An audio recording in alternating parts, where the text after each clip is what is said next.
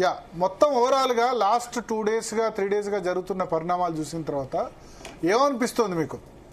తప్పు ఎవరిది అనిపిస్తుంది? ఒకటి భరత్, మీరు సీనియర్ జర్నలిస్టు. మనం 10 years లోపల కూడా బీఆర్ఎస్ పరిపాలించే టైంలో కూడా మనం ఏం చేసామంటే విచ్చలవిడితనం, దాడులు చేయడం, ఎవరు క్వశ్చన్ చేస్తే వాడిని జైల్లో పారేయడం, ఒక కొత్త సంస్కృతి, విష సంస్కృతి అనేది తెలంగాణలో స్టార్ట్ చేశారు వాళ్ళు. అన్ఫార్చునేట్లీ మన వామనరావు దంపతులు రోడ్డు మీద నరికేశారు. నరికిన వాడు ఎవడో కూడా తెలుసు, కానీ ఏం యాక్షన్ తీసుకుంటూ మనకైతే అనిపించదు. నాకు తెలియదు లాజికల్ గా ఆ కేసు ఎడిపోయిందో ఏమైందో మనకు తెలియదు. నేను ఎన్ని కేసులు ప్రశ్నించినందుకు మన మల్లన్న మీద పెట్టారో మనకు తెలుసు. ఏ విధంగా కిడ్నాప్ చేసి చిన్న కేసుకి మన తొలివెలుగు రఘులు తీసుకెళ్లారో మనకు తెలుసు. కాబట్టి వాళ్ళు ఒక పరాకాష్ఠ చేరుకున్నారు. అంటే మీరు మాట్లాడడానికి వీలే లేదు, మాట్లాడే స్వేచ్ఛ అనేది కాన్స్టిట్యూషన్ మనకి ఇచ్చినటువంటి స్వేచ్ఛ. అట్లాంటి సందర్భంలో మీరు మాట్లాడడానికి, ప్రశ్నించడానికి కూడా వీల్లేదనే సంస్కృతిని వాళ్లే తీసుకొచ్చారు. ఈ రోజు ఆయన సరే అంటే అన్నాడు, అది ఆయన కరెక్టా కాదని విచక్షణ వదిలేద్దాం. 10 మాట్లాడి మీరు ఇంకో 20 మాట్లాడండి. స్వాతంత్రం అయితే ఉంది కదా మీకు కూడా. అంతేగాని మీరు గుండాలను పంపి ఆయన ఆఫీస్ మీద దాడి చేసి అద్దాలు పరగొట్టి, ఇది కరెక్ట్ కాదంటున్నాను నేను. అది ఎవరైనా వాడు కానీ వీరు కానీ ఈ విధమైనటువంటి ఇన్సిడెంట్స్ అన్నది యాక్చువల్లీ డెమోక్రటిక్ నామ్స్ కు అనుగుణంగా ఉన్నటువంటివి కావు. ఈ సంస్కృతి ఇది మన తెలంగాణలో కరెక్ట్ కాదు అని అనుకుంటా. అంత పెద్ద తెలంగాణ ఉద్యమంలో మీరు ఎక్కడన్నా ఆంధ్ర వాళ్ళ ఆస్తులు ధ్వంసం చేయడం కానీ, ఆంధ్రుల మీద దాడిగా చూసారండి.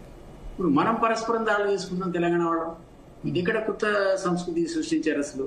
సో ఇది అది జరగకుండా ఉండాల్సి ఉండే అంటే నేను దీన్ని నియంత్రణ చేసుకోవాల్సిన ఆ నాయకులే. వీళ్ళ మీద వాళ్ళ పిటిషన్, వాళ్ళ మీద వీళ్ళ పిటిషన్. ఎట్లాంటి ఇప్పుడు మీరు దాడి చేస్తున్నారు, అద్దాలు బలగొడుతున్నారు. మీ ప్రొటెక్షన్ కోసం ఉన్న గన్మెన్ ఆయన మళ్ళీ రక్షించాలా వద్దా? ఏం చేయాలంటారు? చూసి కూర్చుంటాడా? So definitely కాల్చుంటాడు. సరే, అది ఎవరు కరెక్ట్ అనేది డిపార్ట్మెంట్ రేపు ఎంక్వైరీలు తెలుస్తుంది. కానీ మళ్ళీ కామెంట్ కూడా సరే కొంతవరకు లేడీ కాబట్టి ఇమ్మీడియట్ ఇంపాక్ట్ అయ్యింది. అదే మామూలుగా తెలంగాణలో అయితే మామూలుగా అంటూనే ఉంటాం, జెంట్స్ కి అయితే ఎవడు పట్టించుకునేవాడుగా. ఆ మహిళ కాబట్టి అది అక్కడ వాళ్ళకి కూపన్ రావడానికి ఒక ఆస్కారం అయితే ఏర్పడింది. కాబట్టి ఆయన కూడా ఒక పద్ధతిలో నియంత్రించుకోవాలి భాషను. ఈమె కూడా ఈరోజు నేను ఛాంపియన్ ఆఫ్ బీసీస్ అంటే ఎట్లాంటి స్థితి పద్ధతి చెప్పండి. ఇన్ని 10 ఏళ్ళు నువ్వు పరిపాలన ఉంటే మీ నాన్న పరిపాలించాడు, మీ అన్న పరిపాలించాడు, ఆ పక్క మీ బావగారు ఉన్నారు అధికారులు, ఇంతమంది ఉన్నప్పుడు ఒక్కనాడు సామాజిక తెలంగాణ అనకుండా ఈ రోజు మీరు సడన్ గా వాళ్ళ అడ్మినిస్ట్రేషన్ కొన్ని తప్పులు చేసింది, ఈ రోజు నేనే ఛాంపియన్, ఉమెన్ రిజర్వేషన్ నేనే తెచ్చా, లేదా బీసీ రిజర్వేషన్ నేనే తెస్తా, తెచ్చింది కూడా నేనే, నా వల్లనే వచ్చింది ఉంటే ఉండొచ్చు మీ రోల్ కూడా, నేను కాదనంటే. కానీ you cannot become a champion కదా. సో నేనే ఇందులో ఇరుపక్షాల పట్ల కూడా వాళ్ళకి సమయం పాటించాల్సిన అవసరం ఉంటే, ఇద్దరు కూడా నియంత్రించుకోవాల్సి ఉంటే భాష కానీ వాళ్ళ ఈ విధమైనటువంటి ట్యాక్స్ సంబంధించిన ప్రేరేపించేటువంటి కార్యక్రమాలు కానీ. సో ఇది జరిగిందన్నది చాలా, అది ఒక రకంగా మంచిది కాదు. ఇట్స్ నాట్ ఇది కరెక్ట్. అంటే మీకు తెలుసు కాన్స్టిట్యూషన్ ఒక రైట్ ఇచ్చింది, వాక్ స్వాతంత్రం ఇచ్చింది. అంత మాత్రం చేత అడ్డగోలుగా మాట్లాడాలని కూడా నేను అన్నాను. కానీ ఆ ఇచ్చిన స్వాతంత్రాన్ని మీరైతే హరించలేదు కదా. మీరు కూడా మాట్లాడండి. అంటే ఆ మాట కోసం ఉద్యమకాలంలో కేసీఆర్ వాడిన భాష కానీ, కేసీఆర్ తిట్టిన తిట్లు కానీ, కేటీఆర్ తిట్టిన తిట్లు కానీ, తర్వాత కాలంలో హరీష్ మాట్లాడిన భాష కానీ మనందరం జ్ఞాపకం తెచ్చుకుంటే మనం ఆశ్చర్యపోవాల్సి వస్తుంది. సో అది కొనసాగింపుగా ఇక మళ్ళీ అందరూ 10% మాట్లాడారు. అంటే అంత మాత్రం చేత ఇంకా మాట్లాడమని నేను అనట్లేదు. బట్ ఇది ఎన్నోసారి ఆయన ఆస్తుల మీద దాడి చేయడం కాబట్టి ఆయన ఒక వాదాన్ని తెలుసుకున్నాడు, పీసీల కాన్సెప్ట్ తెలుసుకున్నాడు, కొన్ని పొరపాటున డైలాగ్స్ అంటే అన్నాడు. బట్ ఈ రోజు అది ఉధృతంగా వచ్చింది ఆ కాన్సెప్ట్.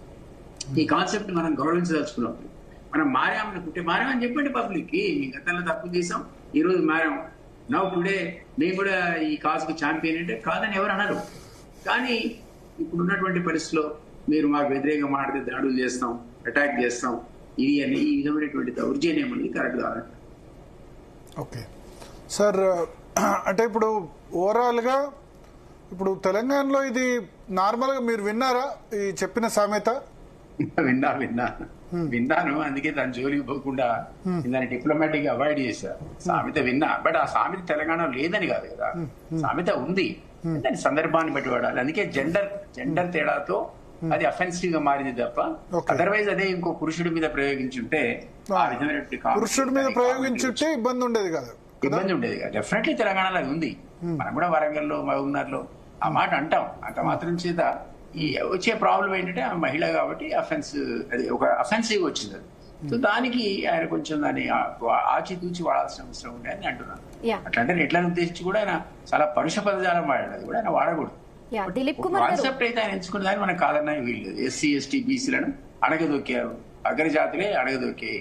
అసలు అవకాశాలు ఏ పొలిటికల్ పార్టీ అనేది ఇవ్వలేదు. ఈ రోజు 42% ఈ రోజు రిజర్వేషన్ ఎందుకు రిలవెంట్ అయింది, ఎందుకు ఇంపార్టెంట్ అయింది? ఎందుకంటే ఈ ఇళ్ల లోపల ఒక అసంతృప్తి వచ్చి అన్ని పార్టీలో కూడా తీవ్రమైన అలజడి వచ్చింది. కాబట్టి ఈ రోజు అన్ని కూడా అవుట్ ఆఫ్ కంపల్షన్ ఈ రోజు బీసీ రిజర్వేషన్ నుంచి మారాల్సిన పరిస్థితి వచ్చింది. కాబట్టి తప్పు అని నేను అనను, ఈ వాదన తప్పు కాదు. వాళ్ళకి అధికారంలో రావాల్సిన అవసరం ఉంది.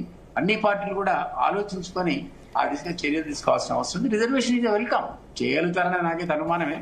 రేపు పొద్దున ఎవరో కోర్టుకు పోతారు, ఎందుకంటే సీలింగ్ ఎత్తేసిస్తారట. అది అయ్యే పని కాదు, చచ్చే పని కాదు. ఖచ్చితంగా అది కోర్టు, సుప్రీంకోర్టు సీలింగ్ అనుగుణంగా మీరు చేయాల్సిందే అంటుంది. అప్పుడు మొదటికి వస్తుంది మొత్తం.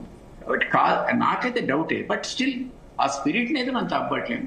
ఏదో ఒక అటెంప్ట్ అయితే వాళ్ళు చేశారు, అది కొనసాగాలని అన్ని రంగాల్లోకి ఆ 40% విస్తరించాలని మనం అంటారు కోరుకోవాలి.